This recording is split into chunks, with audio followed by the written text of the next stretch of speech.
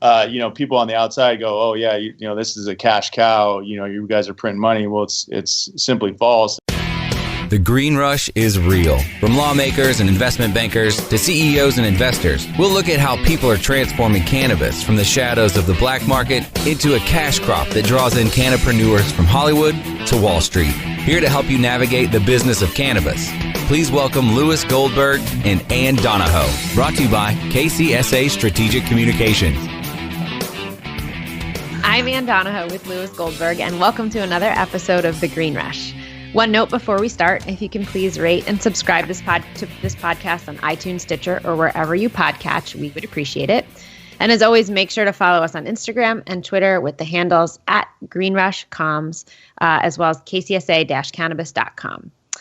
Today, we are talking to both Nick Kovacevich and Ben Wu from Kush Bottles. Nick is the CEO and Ben is the president and COO. For those of you who don't know Kush, shame on you. They're one of the largest, but probably the largest ancillary business catering to the cannabis market in the U.S. Kush provides packaging and supplies, medical and food grade to the industry. They offer things like custom packaging, labeling, child-resistant compliant packaging, you name it, and they do it. They're a public company and trade on the OTC under the ticker KSHB. Welcome to both of you. And full disclosure, they are a client of ours. So we know both Nick and Ben really well. And one of the other things that they are the biggest is right now, if you look at their market cap for any of the public cannabis companies, they are in the top 3 or 4. So congratulations, guys. I know you just finished your quarter, and it was a big year for you. And 2018 is looking even bigger. The question I have, and it really strikes me as one of the biggest questions in the industry is, we are in a fractured regulatory structure, right? Each state has its own regulatory regime. You guys are manufacturers, right? You don't touch the plant. So can you explain how you build a manufacturing process that is in line with individual states' rules, and they can be different, and how it's still profitable and competitive? Yeah, well, first of all, this is Nick speaking, and thank you guys for having us. To address that question, really, for us, we're a distributor, so we're not wed to any one product. We do develop products. We develop our own tooling. We produce them with our contract manufacturers. And we try to identify themes across different state regulations. So themes like child-resistant requirements, pharmaceutical grade. We want to be best in quality in the products that we produce. And then when we identify a product that we think is going to play well across multiple markets, then we make the investment and we go and do R&D work. We come up with products that are a little bit more unique than what's on the market today. And then we make sure that we can engineer and produce them cost effectively, usually domestically here stateside, because that gives us a big advantage when it comes to lead times and when it comes to quality control. So that's a few of the things that we like to look for in terms of identifying what products we're going to actually produce and bring to market. Are there states that are more difficult, or is there like a problem child state that is just different from the others and just more challenging inherently? It's the one state that everybody makes fun of. This is Ben speaking. I guess it depends on who you ask. I mean, I think everyone has a different viewpoint. Some people will say the states that have the strictest regulations are the problem states, right? And other people are going to say those are some of the best states. Frankly, Colorado was the first state to come out with adult use, and they developed a very robust set of rules that, again, I'd argue that's more robust than anyone else because they've had more time and experience to continue to update those rules. And as a result, they've kind of been a leader for other states. Every other state emulates Colorado, and they'll take Colorado's rules and then they'll make some adjustments based on that because everyone wants to be different.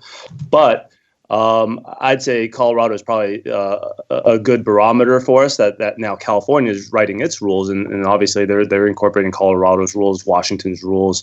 In terms of an actual problem state, I don't know if there's any problem states. I think in the past we've seen certain states, every state, it's a learning process. And I've seen some states roll out a program where maybe they forgot to define what is child resistant, or they use subjective terms saying will not be attractive to children, right? But something like that makes it a regulatory nightmare if someone has to sit there and say this is attractive, but that's not attractive to children. So, I'd say, those are the type of situations where it has caused states issues, but I think most states are pretty good about realizing that they made a mistake and trying to fix it. So no Marlboro Men or, Camels on any packaging, right?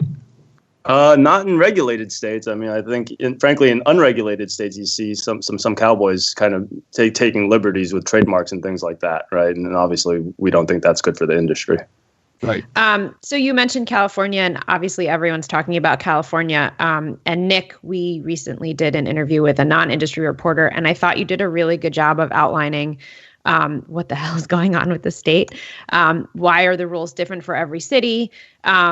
And actually, one LA city councilman equated it to building the plane in midair, which I thought was really kind of spot on. Can you talk about that? Oh, it's also a good time to mention that Ben sits on the California Bureau of Cannabis Control, which is one of the governing bodies that makes the rules. So so either one of you can answer this. But Ben or Nick, I just thought you did a good job yesterday kind of laying out the land when it comes to California and cannabis. Yeah, absolutely. Ben had actually an update that came out yesterday, if you want to share real quickly, Ben. Yeah, just to clarify a couple of things. One is I am technically on the advisory committee for cannabis rules, right? So, I guess I am a state official, but I'm not directly on the BCC. I think that's just a different whoops, sorry. Just to clarify, I don't want to get in trouble with the government there. So noted. Yeah, the big announcement is that this morning they just the BCC opened up the online portal for applications. And this morning is for our listeners December 8th, 2017, because we don't know when these people are listening. Right. So on December 8th this morning, I just got the email alert that it just opened up, and so I imagine right now their servers are probably crashing as they're scrambling to get all applications online so they could be live. January 1, technically January 2, as I think January 1 is a public holiday. So that's exciting news. And I think, to kind of answer your question, Ann, I, gave an overview yesterday and really, people are wondering, okay, well, what's going to happen in California on January 1st? And how is the state, to your point, going to build a regulatory program overnight while the plane is flying or the car is driving, 100 miles an hour? And, what the state did, which was smart, is when they initially went into this is back in the medical MCRSA came out. They came and said, hey, we know that this is going to be a longer process at the state level. We're obviously a very big state here in California. So what we want to do is get help from the local smaller governments. So we want the cities and counties to start to figure out cannabis at the local level. And by the way, here's the general framework that we, the state, are going to expect and allow when we get our permit process underway. So keep that in mind when you're building your local frameworks, right? And so what that did is, some of the smart cities, quite frankly, some of the cities that were in the red and the deficit in terms of budgets, jumped on it right away, right? And they rolled out. Can you name the names? Who? Cities in the desert area. We saw Desert Hot Springs and Adelanto and Cathedral City, and some of those cities that didn't have the best source of funds and we're operating at a loss. And then all of a sudden, we're able to bring in millions of dollars in the permitting process. And now they have, licensed operators that are paying taxes. And then we saw from the major cities, some cities were a little bit more proactive than others. Cities like San Jose, Oakland, Santa Ana here in Orange County, getting ahead of the regulatory process, even Sacramento.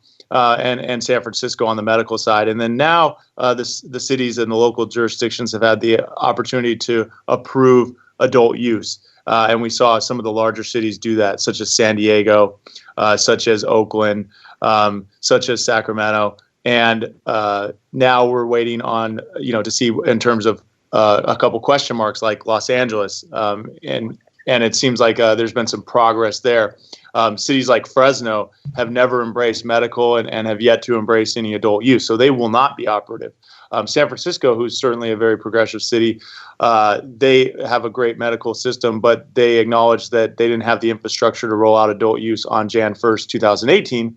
and have punted adult use to Jan 1st, 2019. So again, California is going to come online on January 1st, but it's not going to be in every single city and county and jurisdiction. So you got to have to know the nuances, and we obviously are up to speed in terms of educating and making sure our sales force is aware of which markets they should be so that leads to an interesting issue, because California is not the only state that's coming online next year. You've got California, you've got Massachusetts, Maine. How are you guys scaling to be ready to serve a market that's going to nationally double or maybe even triple in size basically overnight? Yeah, I mean, that's really our biggest focus as a management team. The ability to execute. We know that there's a windfall, or some of our people like to describe a tidal wave coming our way. And ultimately, there's things like production power, right, that you just need to ramp up. And that requires resources and capital. So we're focused on that. We've hired ahead of the curve in terms of our sales force. Our sales force has expanded, 4 to 5x over the last, 12 to 18 months. And so we're prepared there. We're getting additional facility footprint. So we're in the process of moving our headquarters here in Orange County into a larger facility that gives us about, 4 times the capacity. And then we're also exploring additional facilities, whether it's in, new markets like Las Vegas, or whether it's in, emerging markets like the Northeast and Massachusetts. And, in light of the fact that New Jersey is probably not too far away, obviously. Woo, Jersey. I'm a Jersey. Yeah, there you go. So, there's a lot of opportunity. And for us, it's about, first of all, the low hanging fruit. So, you look at California being right here in our backyard. We have a lot of good relationships, and it's going to just, catch on really quickly. So we have, in our mind, right, no lack of opportunity, but certainly a lot of things to consider when it comes to how we're going to execute on that opportunity. So I actually think that that's a natural time for us to take a break. Just to remind everybody, we are talking with Nick and Ben from Kush Bottles, and you're listening to the Green Rush podcast. More Green Rush coming up after we roll through our sponsors. Cannabis concentrates have been around for hundreds of centuries. In 19th century America, extracts mixed with other herbs were sold as a miracle cure. Now, Apex Supercritical has elevated the science of extraction into the 21st century. Apex Supercritical is the leader in CO2 extraction, which is the cleanest, safest, and purest way to extract plant oils. ROI in as little as 3 weeks. Our cost-effective systems are fully automated with an industry-leading 3-year warranty. And if we don't have your system in stock, we can build one in as little as 4 weeks, bringing CO2 extraction to the masses. Learn more at apexsupercritical.com. 4-week build excludes high production systems. Strainwise Consulting is the most sought-after consulting company for cannabis business applications and management contracts. We consulted on the first recreational license in the world and have had an over 95% success rate on applications submitted. The industry is growing at such an exponential rate that building a powerful and lasting cannabis business is a #1 priority. Here's Strainwise's Sean Eubanks. In our first 5 years, we branded and supported 9 medical and recreational marijuana dispensaries and approximately 160,000 square feet of sophisticated and efficient product cultivation. Strainwise Consulting has the experience and expertise to guide you through the process. Oh, let the marijuana llama tell you something now about a game for your phone gonna make you say, wow! The game's about the game of growing cannabis for cash. Grow the seed, sell the bud, put the savings in the stash. Little by little, your empire grows large. Put different celebrities inside your entourage. You can choose to play with Snoop or me or Cheech and Chong, Cypress Hill, Willie Nelson, Wiz Khalifa with a bong. The name of the game is Hemp Inc., that's the point. Download and play while you light yourself a joint. The business of cannabis should be no crime. Hemp Inc. is even hot-proofed by the man who run High Times. Oh yeah? Get it on Android and iOS today.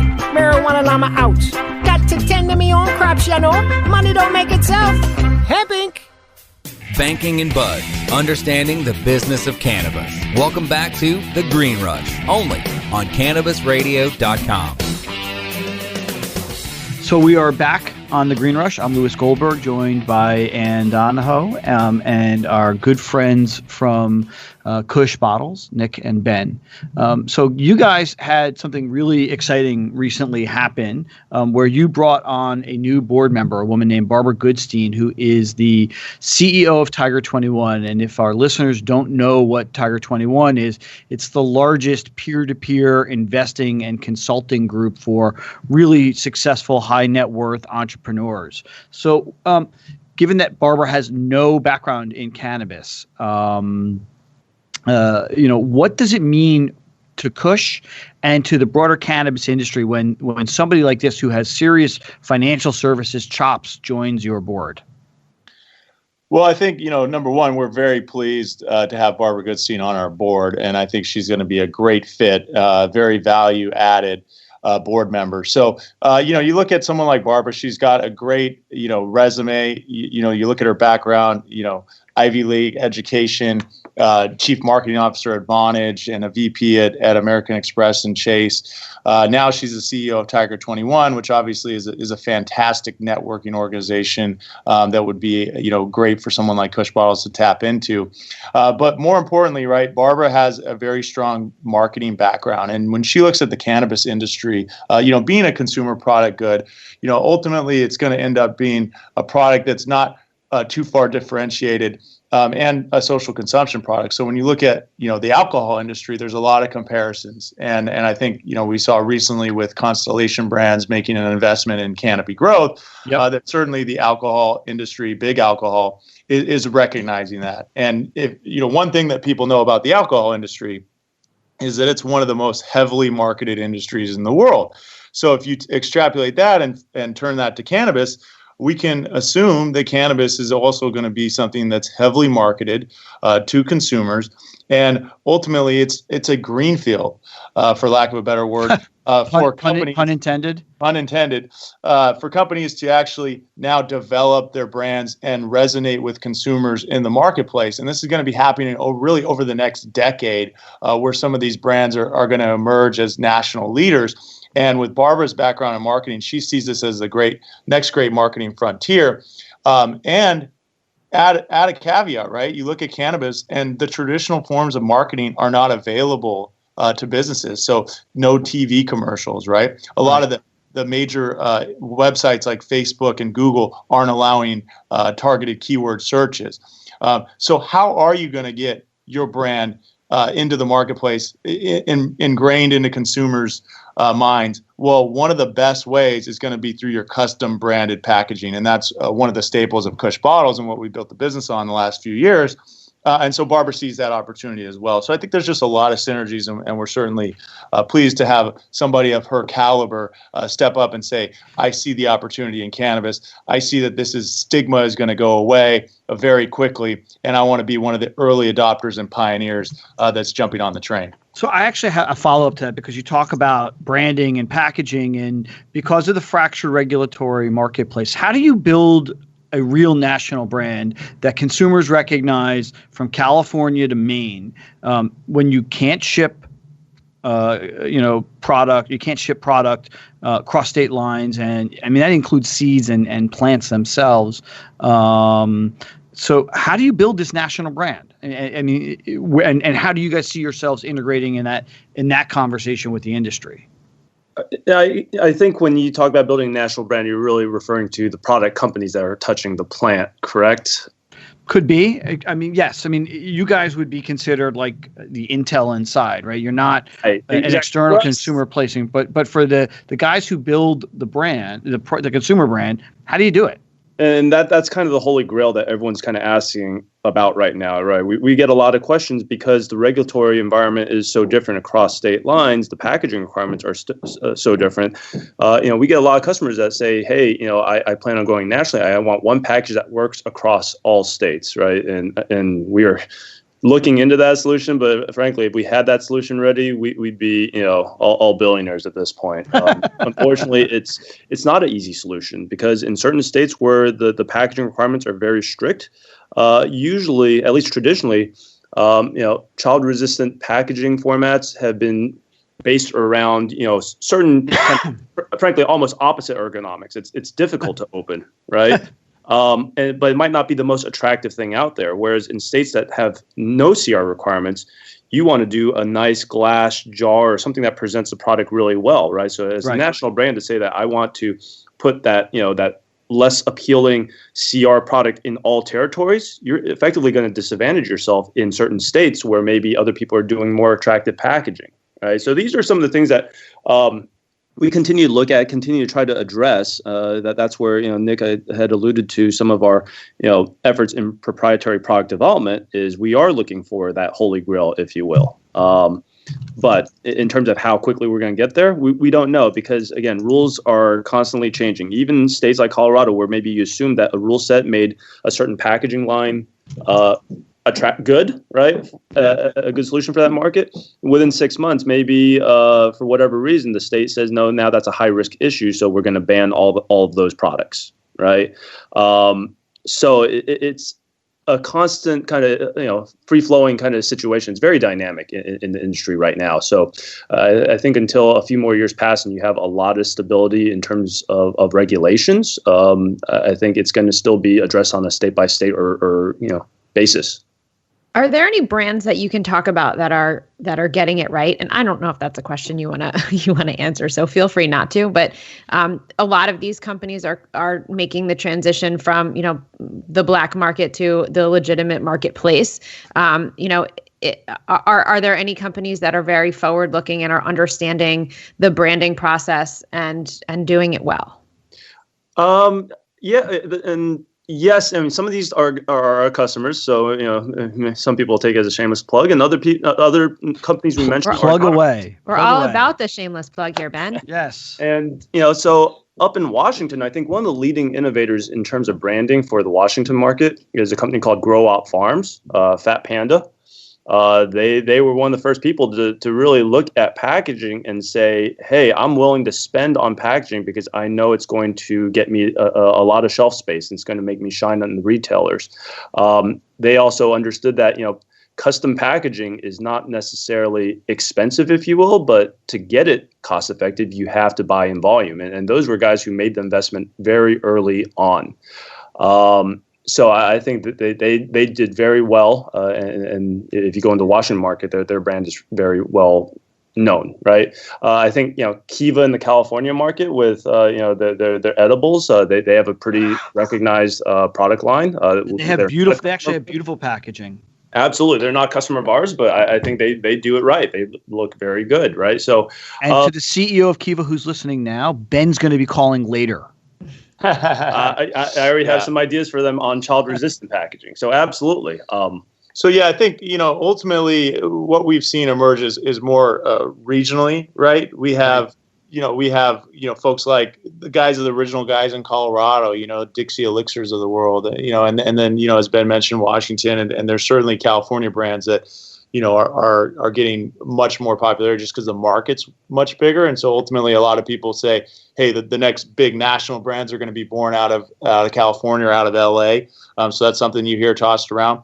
And then, what's interesting in this industry, we also see some of these celebrity brands popping up. And that's something that's, I guess, fairly unique to this industry where there's just, any kind of celebrity that has a history in cannabis or something that, thinks might resonate well with the consumers, launches a brand.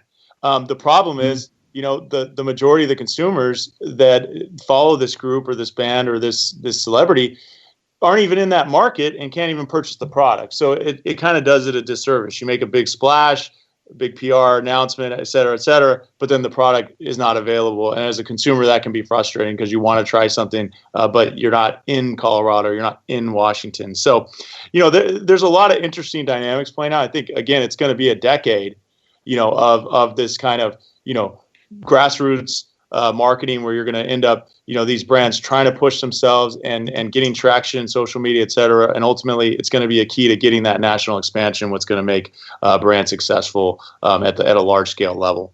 Okay, great. Let's take a quick break and we'll be back with Nick and Ben from Kush Bottles. More Green Rush coming up after we roll through our sponsors. Introducing 420 Cloud, ignited by MSIG, one of the fastest growing social apps around. The only app you'll need for all things cannabis. Find the latest cannabis news, videos, and stories, ranging from business and tech to sports and medicine. Start your career in cannabis by seeking, identifying, and applying for jobs through our expansive listings. For businesses, 420cloud.com features a full-scale cross-channel network, monetizing high traffic for big data conversion and analytics. Download 420 Cloud now from the iTunes Store or Google Play. MSIG.com is a publicly listed company on the OTC, symbol MCIG. Strainwise Consulting is the most sought-after consulting company for cannabis business applications and management contracts. We consulted on the first recreational license in the world and have had an over 95% success rate on applications submitted. The industry is growing at such an exponential rate that building a powerful and lasting cannabis business is a #1 priority. Here's Strainwise's Sean Eubanks. In our first 5 years, we branded and supported 9 medical and recreational marijuana dispensaries and approximately 160,000 square feet of sophisticated and efficient product cultivation. Strainwise Consulting has the experience and expertise to guide you through the process. Introducing Blue Moon CBD, straight from the bluegrass of Kentucky. With our special nano emulsion process, you'll not only get the best CBD available, you'll get more of it. Not all CBD is the same. It's your body. It's your choice. Get relief from inflammation, anxiety, and stress. Go to www.bluemoonhemp.com and use code HEMP420 for a 20% discount on your order. Balance your body. Balance your life. Make it Blue Moon CBD. Banking and Buzz, understanding the business of cannabis. Welcome back to The Green Rush, only on CannabisRadio.com. And we're back. That was like the longest break ever. Sorry. That's okay. Before we go to Puff Puff Pass, you guys are a really interesting public company that had again, full disclosure, we do your public relations and your investor relations, but we know that there are lots of investors who have a lot of interest in your company. And right now you trade on the OTC. Do you guys have plans to uplist, and why do you think you'll have a better shot of getting onto a big board exchange versus our good friends, at other companies who have not been as successful at that? Well, first of all, it kind of starts with our entire premise of approaching the public markets. Number one, we wanted to approach the public markets so that it could be a tool to grow the business. So again, it was about the business first and the operations of the business, building something that's sustainable, building something that can continue to grow and exceed as the industry grows. So when we approached, we didn't do a reverse merger or something quick to kind of get in the market. We did an organic filing, Form 10. With the capital that we've taken into the business has been capital that has been taken in that is accretive, but also non-toxic, right? And so we've avoided a lot of the pitfalls that some of these other companies have. So we have a good foundation and a base as a public company. And ultimately, we also believe that our company is powering the cannabis industry. We are not a cannabis company. I think that's a big differentiator, especially when you talk to what some of these exchanges are looking out for, and kind of a nice entry point could be somebody who's, again, on the ancillary, on the fringe, but not directly touching the plant. So I think we've done a lot of the groundwork. We've obviously garnered a very first-class professional management team and a board of directors that has a strong tenure and history even at some of these larger exchanges. So we've kind of done everything that's within our control, and ultimately we still want to grow the business to a certain point until we can feel that we're ready to be on one of these exchanges. But it's in the game plan. Call it the next 12 to 18 months. We'll be exploring it, and ultimately we can do everything in our power to be ready to qualify, to look very good in the light of what these folks, the regulators and the different exchanges are going to be seeing when they drill deep into our company. But that final yes or no, that's outside of our control, right? Yeah, of course. If these exchanges or any sort of government agency is not ready for that step, then obviously we're going to stay where we are, and we feel that we're doing very well. Our volume is performing in the market. Ultimately, we're getting more institutional investors into our stock, even on the OTC. So either way, we're going to be fine in order to continue to execute our plan. But obviously, getting uplisted gives you that extra level of credibility, the extra firepower in terms of being able to get capital and get the right investors into the company. So it's a goal of ours, but ultimately, we'll just have to see how it plays out. Great. So good luck there. We're going to shift to our Puff Puff Pass segment. And in this segment, we ask guests to tell us 2 things they love about the industry and 1 thing they hate. So you guys can either do it together as a team, or Ben, you can do your 2, and Nick, you can do your 2. Let me know how you want to do it. Go. Go. I'll go. 2 things. This is Ben, and 2 things I love about the industry. One is I love the fact that this is a brand new industry where there really are no traditional rules, if you will. Again, a lot of things that apply to other industries don't necessarily apply to us because, we don't have access to traditional financial services. There's a lot of things where people say you should do this and then when we explain to them the situation, they're like, oh, I get why you can't do it that way and you're doing it your way, right? And really what I like about that is, we're a relatively young company, and we have this opportunity to really build something that we believe in, right? There's no one else out there saying this is the playbook and you just have to follow it. I think Nick and I are both, very entrepreneurial, and as a result, I mean that's the greatest feeling where you don't have rules that you feel constrained by, and you're really going to be allowed to run, and ultimately we get to look back in a couple of years and say, yep, we did it right, or nope, we did it wrong, right? So it's exciting. I come to work every day, excited to build the greatest, distribution platform servicing the cannabis industry. So that's really what I love.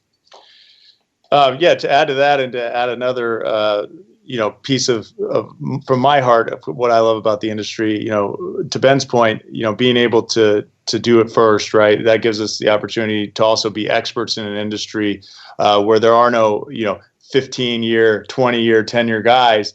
But we as a company being around since 2010 are those veterans and those experts, and so that's great to be able to be ahead of the industry at such a young age. You're a veteran at 7 years old. Yeah, exactly. And then what I really enjoy about this industry is that we're not only obviously building a business in an industry that's growing fast, but we believe in the social aspects as well. So what legalizing cannabis does for businesses, certainly, but for consumers and for those who have been negatively affected by the draconian laws that have been in place. Ultimately, we know that cannabis is from a medicinal standpoint, 100% viable and helpful for a lot of conditions and folks that are suffering. We know that from a adult use standpoint, marijuana or cannabis is certainly a lot less harmful, virtually harmless compared to what else is available out there in terms of alcohol and tobacco. So we believe in the social side as well, and I think that's another exciting thing about this, what we're able to do here in this industry. In terms of things, I don't know if I necessarily have anything I particularly hate or dislike about the industry, but I maybe as a word of caution is one thing I do notice is I think a lot of people are looking to jump into the cannabis industry thinking it's easy, mm-hmm. or there's other people that say, you're in the cannabis industry, you must be making a mint, right? And that is pretty far from the truth. We everything we make, we reinvest in the company, right? And I think every business that's stepping into it has to be prepared to do that. The guys who come in thinking, well, first year I'm gonna pull out $10 million, it's good luck. That's not gonna happen, right? No, I think that's a great point. I was making a comment to someone the other day that, it seems like everybody in the cannabis industry has liquidity problems, right? They're all investing any dollars they have back into their growth. And so, people on the outside go, oh, yeah, this is a cash cow. You guys are printing money. Well, it's simply false. And then, secondly, a lot of folks that want to come into this industry, they're kind of muddying the waters and in terms of, bringing, again, these mentalities that, hey, we're from the outside. We want to just, get rich quick. And ultimately, I don't think that resonates very well with the industry. And then it becomes sort of a crowded marketplace and ultimately kind of messes up some of the dynamics. So I think, a lot of we're very pure in this industry because it came from grassroots. and that's great. And so we just hope that, even as it becomes more of a bigger business, a lot of those aspects still remain intact. And ultimately, we know that there's a lot of brand value built by companies like us that have been around since the early stages.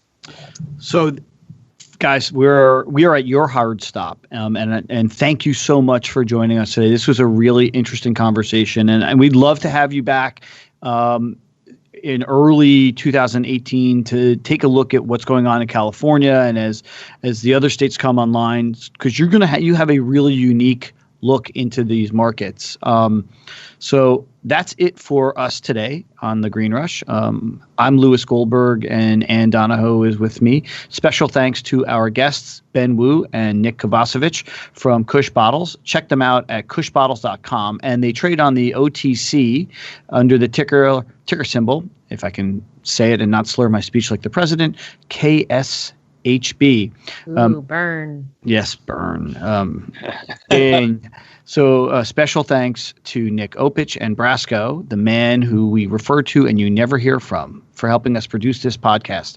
If you want to chat with us, you can find us on Instagram and Twitter with the handle @GreenRushComms, as well as at www.kcsa-cannabis.com, or you can drop us an email at greenrush@kcsa.com. And we would love recommendations from our listeners on who they'd like us to talk to, questions that they want us to ask.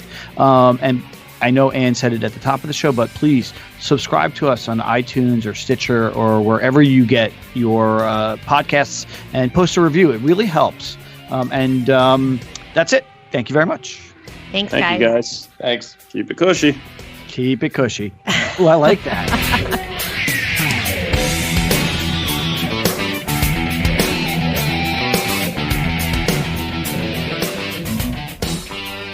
The opinions expressed on this CannabisRadio.com program are those of the guests and hosts and do not necessarily reflect those of the staff and management of CannabisRadio.com. Any rebroadcast or redistribution without proper consent of CannabisRadio.com is prohibited.